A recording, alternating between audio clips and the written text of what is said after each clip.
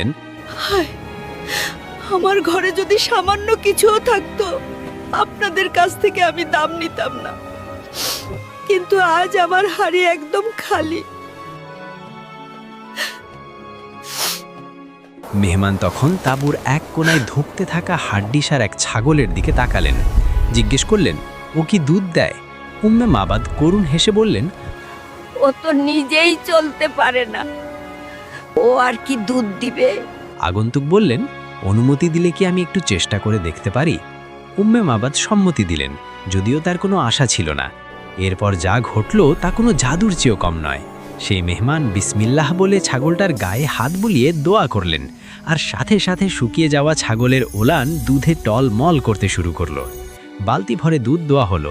মেহমান নিজে না খেয়ে প্রথমে উম্মে মাবাদকে খাওয়ালেন, তারপর সঙ্গীদের, আর সবার শেষে তিনি খেলেন। এক মুহূর্তেই অভাবের